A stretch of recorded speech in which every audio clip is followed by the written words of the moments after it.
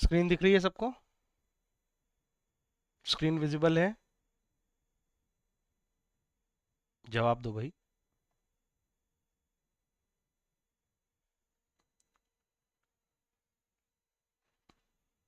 Hello, मैं Audible नहीं हूँ क्या? सेजल, आर्यन? आ रही है आवाज? हाँ तो बोलो ना। चलो, हाँ, स्क्रीन दिख। हमारे चैप्टर का नाम है प्रोडक्शन फंक्शन। प्रोडक्शन फंक्शन में सबसे पहले हमने क्या पढ़ा है? फटाफट बोलना है।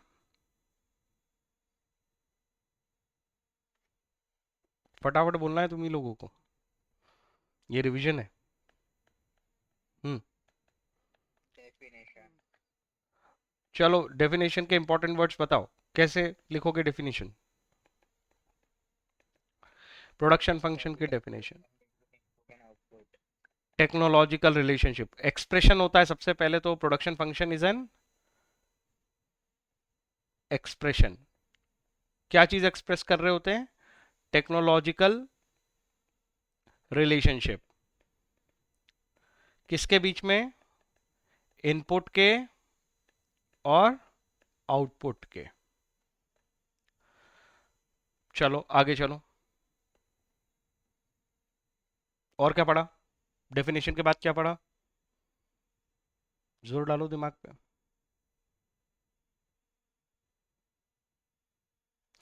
एक्सप्रेशन बता दो चलो।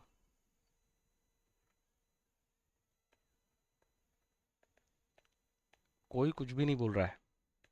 I1, I2, IN तक। टेक्नोलॉजिकल रिलेशन का क्या मतलब है? इसके ऊपर दो नोट लिखा है मैंने। बुक खुली हुई है, पुराना याद है और कुछ भी नहीं बोल पा रहे हो। टेक्नोलॉजिकल रिलेशन पे दो नोट्स लिखवाए मैंने। क्या सार है दोनों का? एफिशिएंसी बढ़ती रहती है, जैसे कि टेक्नोलॉजी में इम्प्रूवमेंट आता है तो आउटपुट ज्यादा यील्ड होता है। सेम इनपुट और पे। दूसरा टेक्निकल एफिशिएंट मेथड होती है रैशनल प्रोड्यूसर और कंट्रोलर। टेक्नोलॉजिकल इंप्रूवमेंट की वजह से we can generate more output with same input. ऐसा कब होगा? जब हम टेक्नोलॉजिकल या टेक्नोलॉजी को या टेक्निक्स को इम्प्रूव करेंगे, प्रोडक्शन टेक्निक्स को। दूसरा पॉइंट था, जो प्रोड्यूसर है उसका बिहेवियर कैसा रहेगा? प्रोड्यूसर का बिहेवियर रैशनल रहेगा। रैशनल बिहेवियर का मतलब he will choose most efficient technology. अरे हाँ या ना? तुम्हारे नोट्स के लिए मेहनत कर रहा हूं मैं ये इतनी, कि तुम आराम से नोट्स बना पाओ। फिर क्या पढ़ा? क्या हेडिंग पढ़ी फिर हमने इस चैप्टर में?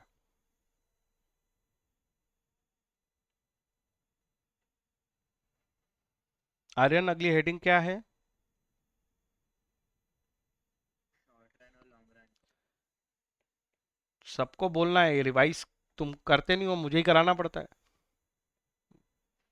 शॉर्ट रन मतलब 1 साल, लॉन्ग रन मतलब 5 साल, क्या ये मीनिंग होता है? पीरियड बेसिस पे, कैलेंडर बेसिस पे शॉर्ट रन लॉन्ग रन होते हैं? हाँ या ना? नहीं। तो फिर किस बेसिस पे शॉर्ट रन लॉन्ग रन होते हैं? अगर short run long run calendar basis पे नहीं है तो किस बेसिस पे है शॉर्ट रन लॉन्ग रन? सब लिखा रखा है तुम्हारे पास, तो नोट्स बने हुए हैं इसके। फिर भी तुम टाइम वेस्ट कर रहे हो। तो जो बताओ। प्रोड्यूसर है उसके हिसाब से मतलब कितने टाइम में क्या। नोट्स की कॉपी खोल लो थोड़ी। रिवाइज वैसे नहीं करते हो, मुझे पता है। थोड़ा अच्छा आंसर दो।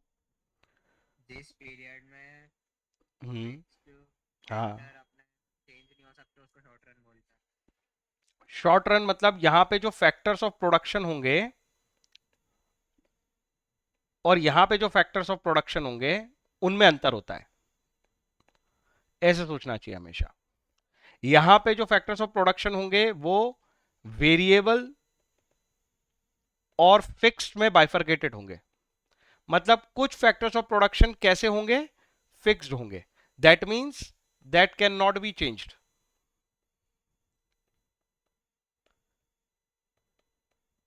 तो अगर मुझसे कोई कहता है कि यार 3 महीने का पीरियड आपके लिए शॉर्ट रन है या लॉन्ग रन है, तो मैं ये एनालाइज करूंगा कि मेरे जो फैक्टर्स ऑफ प्रोडक्शन है क्या 3 महीने में उनमें से कोई भी फिक्स्ड है। अगर एक भी फैक्टर फिक्स्ड है जिसको मैं बदल नहीं सकता, इनपुट से आउटपुट के रिलेशन में मैं जिसको बदल नहीं सकता, तो मैं कह दूंगा कि ये मेरे लिए शॉर्ट रन है। और अगर 3 महीने में मैं सारे बदल सकता हूं,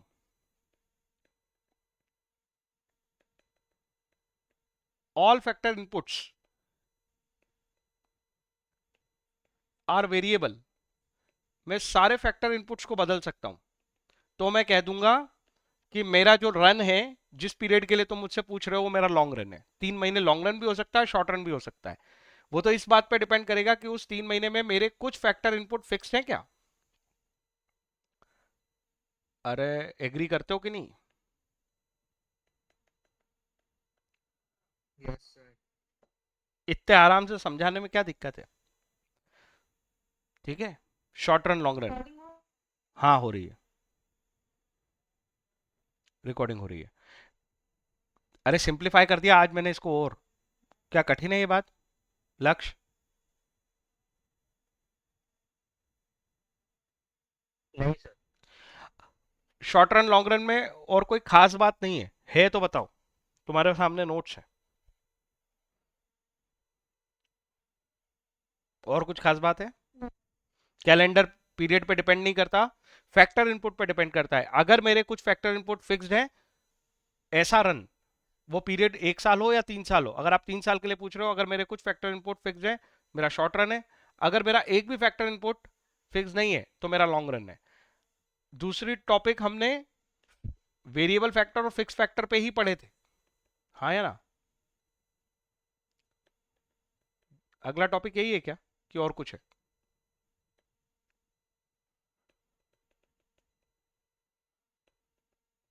बताओ। ये इसको पढ़ो और मुझे इसका समरी बताओ फिर से पढ़ के। किसको कहेंगे हम वेरिएबल फैक्टर्स ऑफ प्रोडक्शन, किसको कहेंगे हम fix factors of production? Riddhim ये शुरू से चल रहा है चैप्टर है, तो ऐसे बैठ के मत सोचना कि सर आप कुछ बीच का बता रहे हो। ऐसे फैक्टर तो चेंज हो सकते हैं शॉर्ट रन में, उनको बोलते हैं वेरिएबल फैक्टर्स। ये दोनों के दोनों को डिफाइन करने के लिए तुम शॉर्ट रन का इस्तेमाल करो। क्यों? क्योंकि ये दोनों कंपैरिजन शॉर्ट रन में ही हो सकते हैं। लॉन्ग रन में तो सारे के सारे फैक्टर अभी हमने पढ़ा कि कैसे होते हैं, वेरिएबल होते हैं। तो जब ये कंपैरिजन करना हो कि मुझे कुछ वेरिएबल फैक्टर के बारे में समझाना है, अगर कुछ फिक्स फैक्टर के बारे में समझाना है, तो वो समझाना ही शॉर्ट रन में। तो जो factors that can be changed in short run, those can't be changed in short run। Example मैंने तुम्हें बहुत अच्छे समझा रखे हैं और बुक में और लिखे हुए हैं, किसी को जरूरत है तो बताओ, किसी को कोई समस्या है इसमें? नहीं। आगे चलो, क्या पढ़ा फिर? इन दोनों के डिफरेंसेस दे रखे थे, डिफरेंसेस पढ़ लेना। और क्या दे रखा था? डिफरेंसेस जनरली पूछे जाते हैं एग्जाम में। अगला टॉपिक, बोलो बोलो बोलो। Types of production function. हाँ, मैं दिखा रहा हूँ तो नोट्स दिख रहे हैं, देख रहे हो, नहीं तो भूल गए होते अभी तक। टाइप्स ऑफ प्रोडक्शन फंक्शन, बताओ जरा, प्रोडक्शन फंक्शन के कितने टाइप है? दो। दो। एक, पहला short run. Short run production function, पिछले दोनों टॉपिक को अपन मिला रहे हैं जो हमने पढ़ा है, और एक लॉन्ग रन प्रोडक्शन फंक्शन। दोनों को समझाने के लिए लॉ है एक, सब दोनों के अपने अपने लॉ हैं। शॉर्ट रन के लॉ का नाम सब अपने नोट्स में देखो, law of variable proportion. Variable proportion, variable proportion. और इसका लॉ है Return scale. Law of return on scale. ये इसी चैप्टर में आगे पढ़ेंगे हम, पर इसके अंदर हमने कुछ तो सीख ही लिया है। चलो डिटेल में जाके तो लॉ में सीखेंगे, पर कुछ पार्ट सीख लिया है हमने शॉर्ट रन प्रोडक्शन फंक्शन में। इनपुट्स को लेके, फैक्टर इनपुट्स में कितने इनपुट्स को चेंज करना है, क्या हम सारे इनपुट्स को एक साथ चेंज करें? Only one variable input is increased at a time. एक बार में जब एनालिसिस करो तब केवल एक इनपुट वेरिएबल को चेंज करना। हो सकता है कि आपके पास एक से ज्यादा इनपुट वेरिएबल हो, लैंड, लेबर, कैपिटल, ये जनरली इनपुट्स होते हैं, तो इसमें से केवल लेबर को बढ़ा के देखो। हो सकता है आपके लिए कैपिटल भी ऐसा इनपुट हो जो वेरिएबल हो, जो आप बढ़ा घटा सकते हो।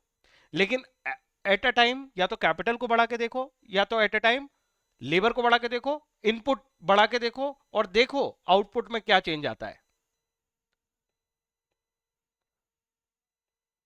Analyse increase in output. जब मैं लॉ पढ़ाऊंगा ना ये वाला, तो उसका ये बेस है बस। अगर ये बेस तुम्हें ठीक से याद रहेगा तो ये लॉ ऑफ वेरिएबल प्रोपोर्शन बहुत आराम से समझ में आएगा। इसकी लैंग्वेज इसी पे बनने वाली है कि एट ए टाइम हम एक वेरिएबल इनपुट को बढ़ाते हैं और देखते हैं कि आउटपुट कितना बढ़ गया। ठीक है। Law of return on scale में क्या बढ़ाते हैं हम? यहां पे तो सारे फैक्टर ही कौन से हैं? वेरिएबल। यहां तो कुछ फिक्स फैक्टर है ही नहीं, तो क्या करना पड़ेगा? All factor input are increased. सबको बढ़ा दो, बट ध्यान क्या रखो? In same proportion. अगर लैंड, लेबर, कैपिटल हमारे तीन इनपुट हैं, तो अगर हमने सपोज जो भी पहले इनपुट रखे थे उनको डबल कर दो, लैंड को भी डबल कर दो, लेबर को भी डबल कर दो, कैपिटल को भी डबल कर दो, और फिर देखो रिजल्ट इन आउटपुट। अरे बोलो हाँ या ना। इसमें कोई एक वर्ड छोड़ दिया क्या मैंने? सेम प्रपोर्शन के साथ और भी कुछ लिखा है क्या? यस। तो ये दोनों वर्ड आने चाहिए साइमल्टेनियसली। बताओ क्या है इस चैप्टर में अभी तक जो हमने यहीं तक पढ़ा है ना? इसके आगे तो कुछ पढ़ा नहीं अभी। 10 मिनट में मैंने लिख के रिवाइज कर दिया तुमको। 10 मिनट। मेरी बात समझ में आ रही है? आगे चलो, आज का पढ़ते हैं।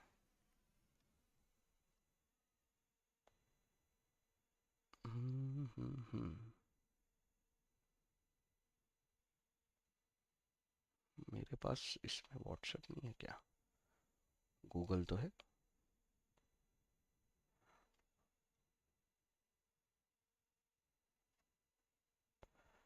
तो मैं स्क्रीन पे डेटा भी दिखता जाए, मैं वो कोशिश कर रहा हूँ।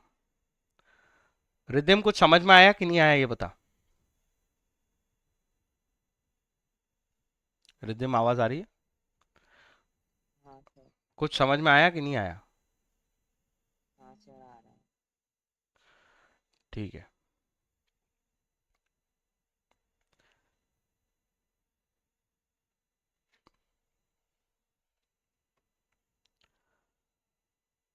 अगला जो टॉपिक तुमने मुझे भेजा है वो है टोटल प्रोडक्ट। यही है ना? सब अपनी बुक में देखो, तब तक यहाँ ओपन हो रहा है। टोटल प्रोडक्ट क्या लिखा है? रीड करना शुरू करो। आर्यन रीड कर।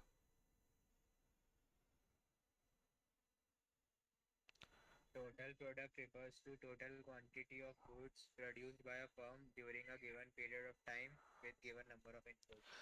जरा इंपॉर्टेंट वर्ड्स पे ध्यान दो। मेरी स्क्रीन आ जाए तो बताना, और ये टॉपिक ओपन हो जाए तो बताना।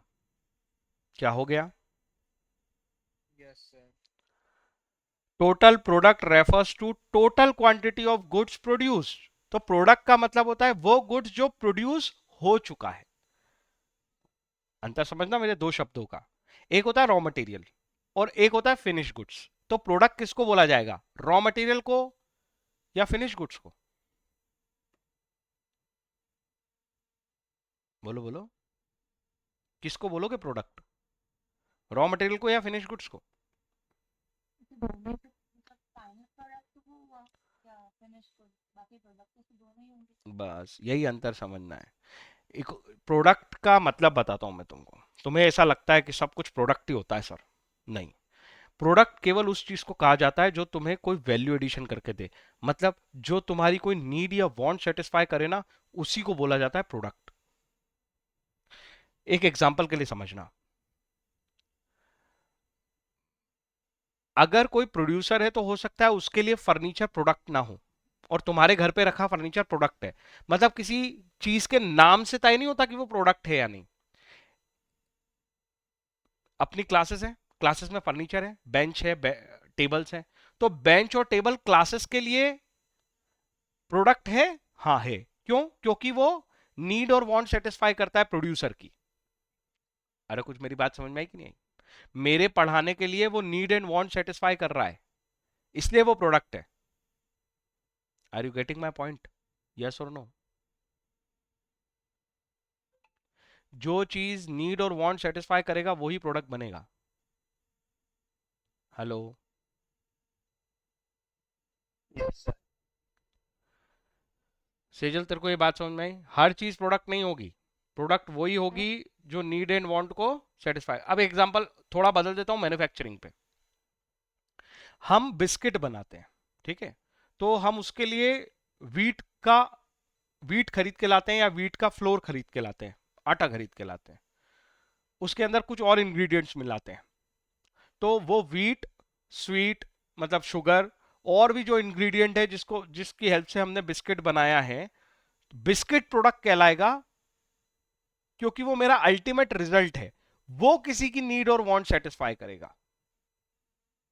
Are you getting my point? Yes और नो? फ्लोर मेरे लिए प्रोडक्ट नहीं है, मेरे लिए वीट भी प्रोडक्ट नहीं है। तो अब जो मैं क्लासेस वाला एग्जांपल ले रहा हूं उसको दूसरे टोन पे समझा रहा हूं, ध्यान से समझना। मेरा पढ़ाना तुम्हें प्रोडक्ट है, ना कि वो बेंचेस और टेबल मेरे लिए प्रोडक्ट है। क्या मैं बेंचेस और टेबल से अर्निंग करने वाला हूं? वो मेरे लिए इनपुट है, पढ़ाना आउटपुट है। अरे कुछ दिमाग में जा रहा है मैं क्या बोल रहा हूं? Yes. रैंडमली देखने पे लगता है हर चीज प्रोडक्ट है, पर तुम देखो एक प्रोड्यूसर के चश्मे से। अभी तक तुम कंज्यूमर के चश्मे से देख रहे थे इसलिए ठीक था। एक प्रोड्यूसर के विजन से क्या होगा प्रोडक्ट? प्रोड्यूसर के विजन से प्रोडक्ट वो है जो मैं बेचने जाऊंगा किसी कंज्यूमर की नीड एंड वांट सेटिस्फाई करने के लिए, अपनी नीड एंड वांट सेटिस्फाई करने के लिए नहीं। नीड एंड वांट दोनों जगह सेटिस्फाई हो रही है, मेरी भी और कंज्यूमर की भी। फ्लोर, शुगर, बिस्किट बनाने में मेरी नीड एंड वांट सेटिस्फाई कर रहा है, प्रोड्यूसर की नीड एंड वांट से मतलब नहीं है। कंज्यूमर की नीड एंड वांट सेटिस्फाई जिससे होगी वो बनेगा प्रोडक्ट। और सर जो प्रोडक्ट नहीं है ये सब क्या कहलाएंगे? कुछ तो नाम दो इनको। फ्लोर को, शुगर को, तो मैं इनको नाम देता हूं इनपुट। और आउटपुट का मतलब ही हुआ क्या? प्रोडक्ट। तो बेसिकली सर आप इतनी देर से ये कह रहे हो कि प्रोडक्ट मतलब आउटपुट होता है? हाँ। अरे कुछ समझ में आ रहा है क्या?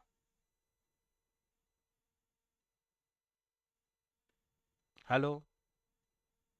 क्या मैं समझा पाया कि मैं आउटपुट को ही प्रोडक्ट बोल सकता हूं?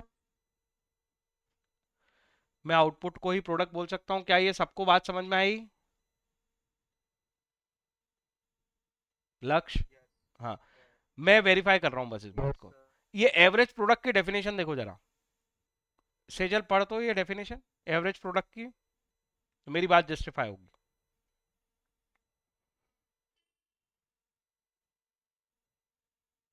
सेजल एवरेज प्रोडक्ट की डेफिनेशन पढ़। मैं तो पढ़ रही एक मिनट। बुक खोल रही हूँ सर, मैं भी बुक मेरे स्क्रीन पे लगा रखी है, तो वहीं से पढ़ दे। नहीं नहीं, एक second. Average product refers to output per unit of variable input. हाँ, बस बस बस बस बस बस बस बस मेरा काम हो गया। मैंने बोला प्रोडक्ट मतलब आउटपुट। देखो क्या लिखा है, average product refers to output per unit. Average product का मतलब output per unit. Basic word क्या है उसमें, आउटपुट। अभी मैं बता दूंगा आउटपुट पर यूनिट वर्ड का क्या मतलब है। तो प्रोडक्ट का मतलब आउटपुट होता है, इनपुट नहीं होंगे प्रोडक्ट्स। क्या मेरी बात सबको समझ में आ गई अच्छे से? बोलो बोलो बोलो। Yes, sir. टोटल प्रोडक्ट का क्या मतलब होता है, फिर से उस डेफिनेशन पे आ रहा हूं, ध्यान से सुनना, बहुत सिंपल सी बात है। एक साल में, मैं मैन्युफैक्चरर हूं, मैंने एक साल में कितना आउटपुट जनरेट किया है, वो ही मेरा टोटल प्रोडक्ट है। 6 महीने में कितना आउटपुट जनरेट किया है, वो ही मेरा टोटल प्रोडक्ट है। मतलब पीरियड में जो चाहे वो रख लूं, एक हफ्ता, 15 दिन, एक साल। तो गिवन पीरियड ऑफ टाइम में मैंने जितना प्रोडक्शन किया है वो ही मेरा टोटल प्रोडक्ट होता है। इतनी सिंपल डेफिनेशन है। गिवन पीरियड ऑफ टाइम में हमने जितना टोटल प्रोडक्शन किया है, क्वांटिटी में, हाँ, अमाउंट में नहीं, कितनी यूनिट बनाई है, वही मेरा टोटल प्रोडक्ट है। अगर मैं टीचर हूं तो मैं बोलूंगा एक साल में मैंने जितने बच्चों को पढ़ाया है वो मेरा आउटपुट है। मैन्युफैक्चरर बोलेगा मैंने एक साल में जितनी यूनिट्स बनाई है वो मेरा आउटपुट है। क्या ये डेफिनेशन बहुत कठिन है? बोलो बोलो बोलो, क्या ये डेफिनेशन बहुत कठिन है?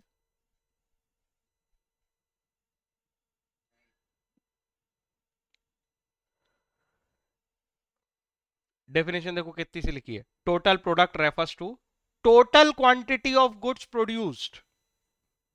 यही इंपॉर्टेंट वर्ड है, total quantity of goods produced by a firm during a given period of time. तो ये बाकी का रटने की जरूरत नहीं है। एक कंपनी ने, मतलब एक फर्म ने, गिवन पीरियड ऑफ टाइम में, मतलब एक साल, 15 दिन, 6 महीने, जो रखना है रखो, कितना क्वांटिटी प्रोडक्शन कर दिया, जितनी यूनिट प्रोडक्शन कर दी, वो उसका टोटल प्रोडक्ट है। इसको बांध बस एक चीज रही है, with given number of input. With given number of input का मतलब ये कंपैरिजन के काम आ जाता है कि भाई एक साल में मैंने कितने बच्चे पढ़ा दिए, अंकित सर ने कितने बच्चे पढ़ा दिए, श्याम सर ने कितने बच्चे पढ़ा दिए। तो गिवन नंबर ऑफ इनपुट, सबको एक एक क्लास दी गई थी, लोगों ने एक साल में कितने कितने बच्चे पढ़ा दिए, तो ये हमारे टोटल प्रोडक्ट्स कहलाएंगे with the given number of input. अरे बात समझ में आई? सबको हमने 10 वर्कर दिए थे, हर फैक्ट्री को, हर फैक्ट्री को 10 वर्कर दिए थे। किसी ने 60 kg राइस प्रोड्यूस कर दिया, किसी ने, सर राइस तो खेत में होता है, नहीं नहीं नहीं, खेत में धान होता है, उसको प्रोसेस करके राइस बनाते हैं, थोड़ी प्रोसेसिंग होती है उसमें। तो 10 वर्कर ने कहीं पे 60 kg राइस प्रोड्यूस कर दिया धान से, किसी ने 70 kg कर दिया, किसी ने खराब किया बहुत सारा और 40 kg किया। तो ये है उन सबके टोटल प्रोडक्ट। क्या मेरी बात समझ में आई? मेन केवल एक वर्ड है, बोल के दिखाओ, टोटल प्रोडक्ट मतलब क्या?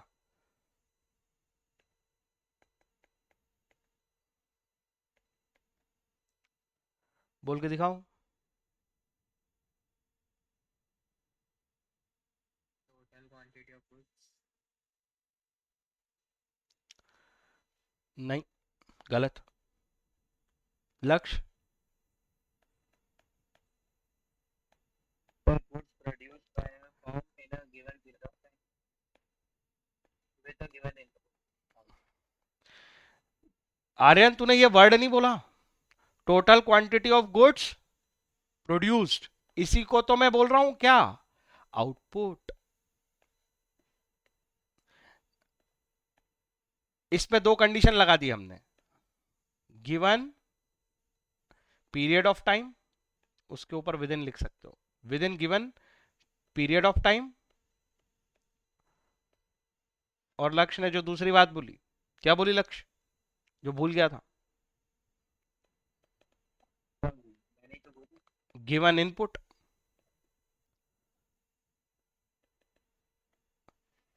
बस इतनी सी बात है। सेजल ये समझ में आया क्या?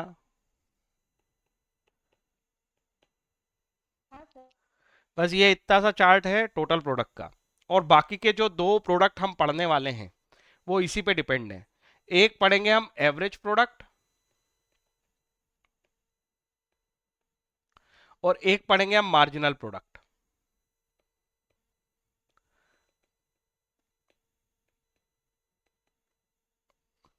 एवरेज प्रोडक्ट तो इतना सिंपल है कि टोटल प्रोडक्ट को डिवाइड करेंगे हम किन से, इनपुट से।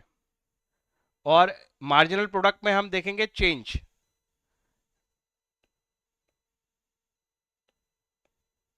मार्जिनल टर्म मैंने पहले चैप्टर में सिखाई थी, मुझे बताना जरा मार्जिनल को कैसे बोलते हैं, मार्जिनल प्रोडक्ट का क्या लगता है तुमको मीनिंग।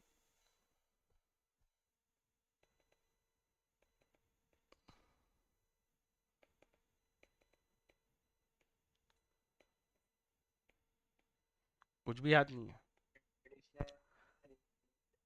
हाँ, एडिशनल यूनिट ऑफ प्रोडक्शन जो होगी, मतलब जितना टोटल प्रोडक्ट में चेंज आएगा due to increase in input by 1 unit. केवल एक इनपुट की यूनिट ऐड करने से टोटल प्रोडक्ट में कितना चेंज आएगा। इसको दूसरे टोन में भी बता सकता है, वो ये बोल सकता है कि 1 यूनिट टोटल प्रोडक्ट चेंज करने के लिए कितनी इनपुट चाहिए।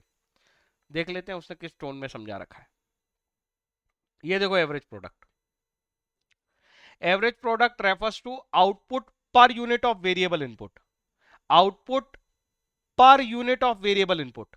पर यूनिट ऑफ वेरिएबल इनपुट का मतलब समझ रहे हो? अगर लेबर तुम्हारी इनपुट है, तुमने 10 लेबर के साथ 60 केजी प्रोड्यूस किया, तो अगर मैं तुमसे ये बोलूं कि एक लेबर ने कितना प्रोड्यूस किया, तो इसका मतलब वो तुम एवरेज बता रहे हो।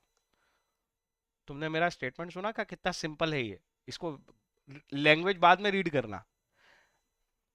10 लेबर 60 केजी प्रोडक्शन, मैं पूछ रहा हूं एवरेज प्रोडक्शन कितना है, वही एवरेज प्रोडक्ट है। एवरेज प्रोडक्शन का मतलब मैं पूछ रहा हूं एक लेबर ने कितना प्रोड्यूस किया है।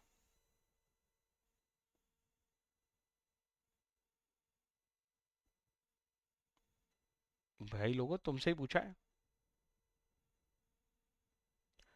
10 लेबर ने 60 केजी प्रोड्यूस किया, तो एक लेबर ने कितना प्रोड्यूस किया? कैसे सॉल्व किया 6 KG?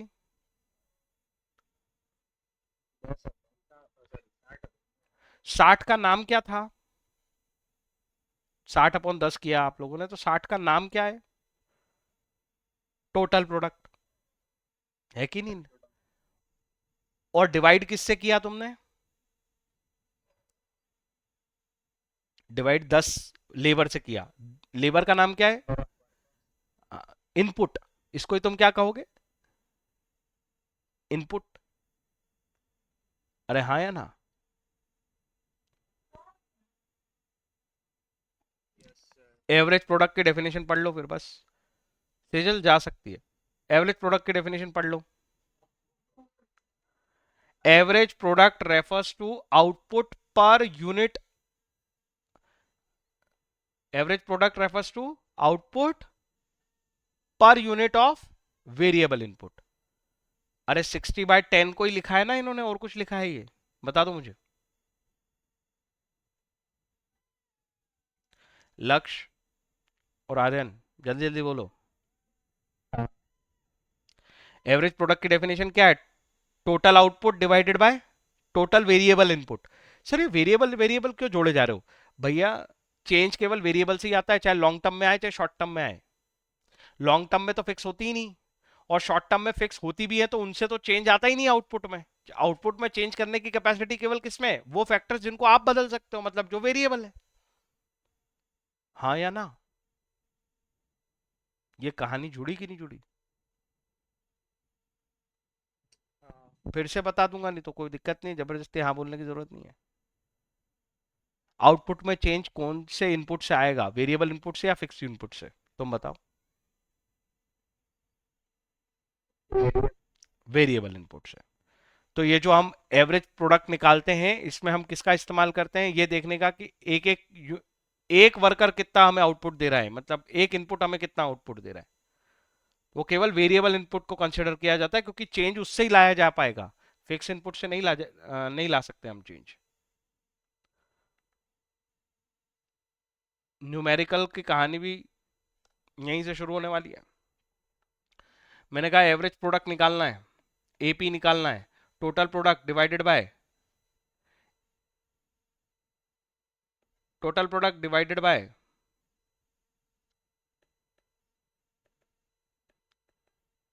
units of variable factors.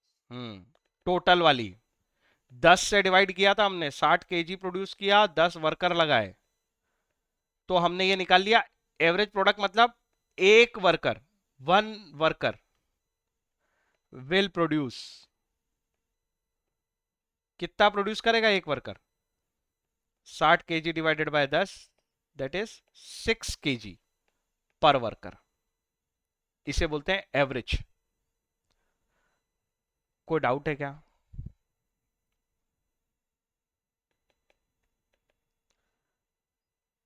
कोई डाउट है तो बताओ भाई। No, sir. इस रिलेशन को अगर हमें कभी जरूरत रहे कि क्वेश्चन क्या करे, एवरेज प्रोडक्ट दे दे और वेरिएबल इनपुट दे दे, तो हम टोटल प्रोडक्ट निकाल सकते हैं। कैसे? अगर कोई ऐसे इक्वेशन बना दे, एक वर्कर 6 केजी बनाता है, तो बताओ 10 वर्कर कितना बनाएंगे? एवरेज प्रोडक्शन दे दिया, एक वर्कर 6 केजी बनाता है, और total number of variable input भी दे दी,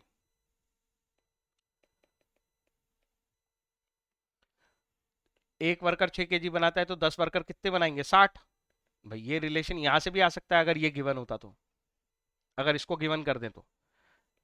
अरे बोलो हाँ या ना, तो हम टीपी निकाल देंगे। इस पे न्यूमेरिकल क्वेश्चन आने वाले हैं। बहुत कठिन लग रहा है तो बताओ, बता दो फ्रेंकली। लक्ष्य, आर्यन, नहीं सर, easy है। उतना भी नहीं। वो देखो वर्ड्स के साथ दोस्ती तो अभी एक लेक्चर हुआ ना, कल अगली बार रिवाइज करूंगा तो बहुत इजी हो जाएगा, बस नोट्स बना लेना। आगे चलो, मार्जिनल प्रोडक्ट, इसको अभी अपन डिफाइन कर रहे थे ना, बस इतना और पढ़ लेते हैं, बाकी अगले लेक्चर में देखेंगे। देखो अगले लेक्चर में देखेंगे बोल दिया मैंने, कम से कम अब तो थोड़ी ईमानदारी दिखाना। Marginal product refers to addition to total product when one more unit of variable factor is employed. मतलब टोटल प्रोडक्ट में कितना चेंज आ जाएगा अगर मैंने इनपुट बढ़ा दिया कितनी यूनिट से, एक। मतलब अगर ये 10 वर्कर 60 केजी बना रहे थे, अगर मैं 11वां वर्कर ले आऊं,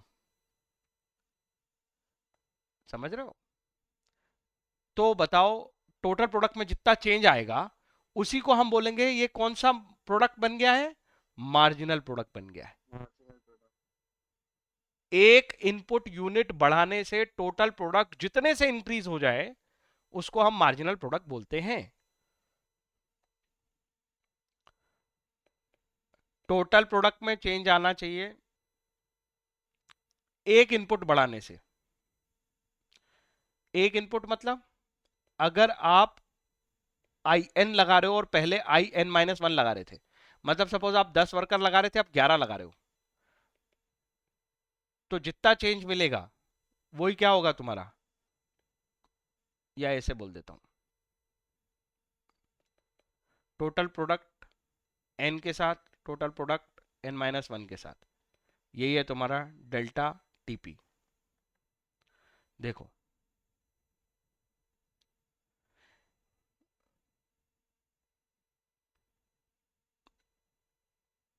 TPN minus TPN minus 1, where MPN is marginal product of nth unit, TPN 11वीं यूनिट पे सपोज 67 हो जाता, एक वर्कर और बढ़ाते तो हमारा 60 से बढ़ के 67 हो जाता, तो ये जो 7 kg ऑफ प्रोडक्शन बढ़ा है तुम्हारा, ये जो 7 kg ऑफ प्रोडक्शन बढ़ा है यही तुम्हारा मार्जिनल प्रोडक्ट कहलाएगा। तुम्हें मेरी बात समझ में आई कि नहीं आई? एग्जाम्पल पढ़ो, एग्जाम्पल समझ जाओगे। इफ 10 लेबर मेक्स 60 kg, वो ऊपर अपना एग्जांपल चल रहा था वही, of rice, and 11 labour make 67, तो मतलब एक लेबर बढ़ाने से आपने 7 kg बढ़ा दिया, तो ये 7 kg को क्या नाम दूं, 7 kg को अपन नाम देंगे मार्जिनल प्रोडक्ट। एक फैक्टर इनपुट बढ़ाने से टोटल प्रोडक्ट में कितना इंक्रीज आएगा? कठिन है क्या ये डेफिनेशन तीनों? बस ये यही सेट करना आज का काम है अपना। देखो, टोटल प्रोडक्ट की डेफिनेशन क्या बनाई हमने?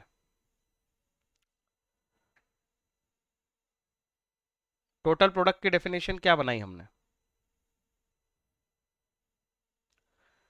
Total quantity of goods produce, जितना टोटल आउटपुट बनाया है किसमें? गिवन पीरियड ऑफ टाइम में, गिवन इनपुट पे। गिवन पीरियड ऑफ टाइम में, गिवन इनपुट पे जितना टोटल आउटपुट बनाया है वही मेरा टोटल प्रोडक्ट होता है। एवरेज प्रोडक्ट क्या होता है? Total product divided by total variable input. इससे क्या होता है? पर यूनिट ऑफ इनपुट निकल जाता है। मतलब एक वर्कर कितने केजी बनाएगा? अरे बोलो हाँ या ना।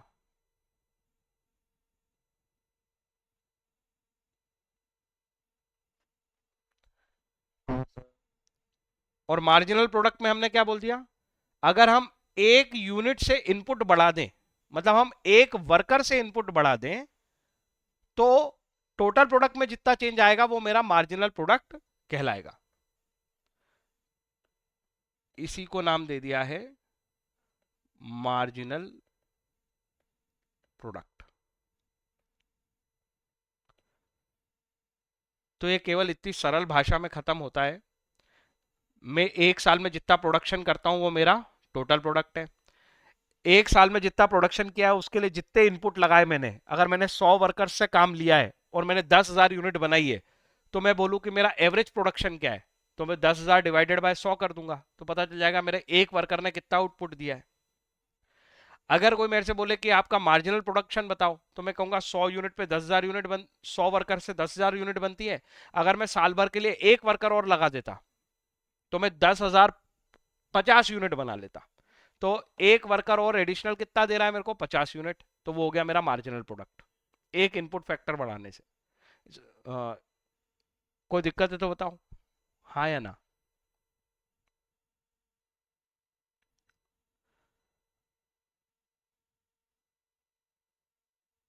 अरे प्राणियों, तुमसे ही पूछ रहा हूँ।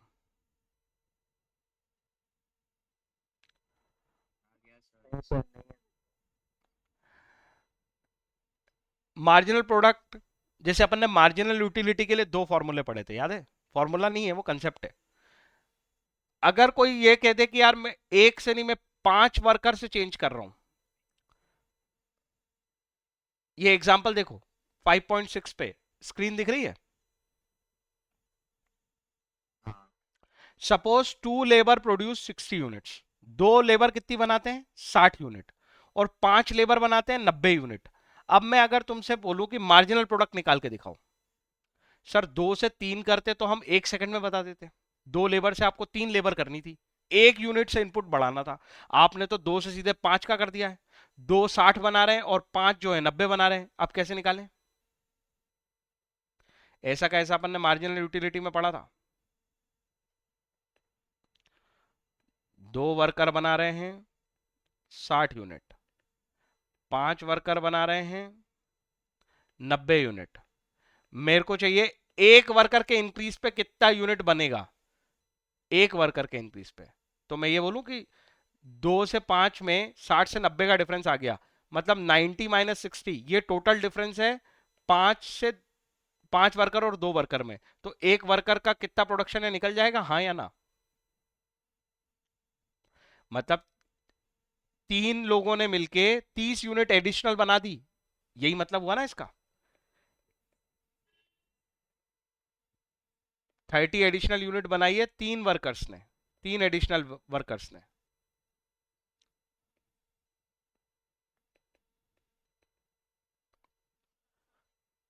बोलो जी बोलो, क्या इसका यही मतलब है?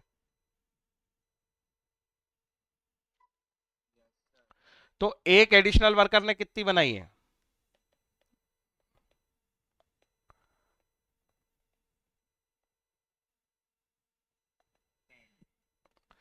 तो ये फॉर्मूला बना देते हैं लोग, बोलते हैं चेंज इन यूनिट, या मतलब आउटपुट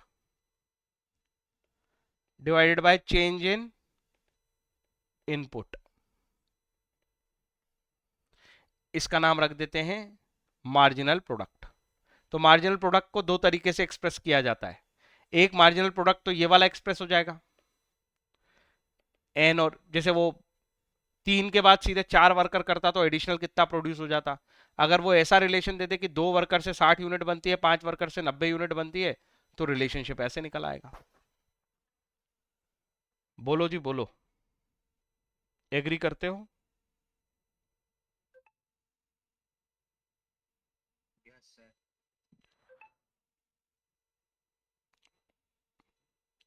बाकी रिद्धिम, आर्यन, बताओ।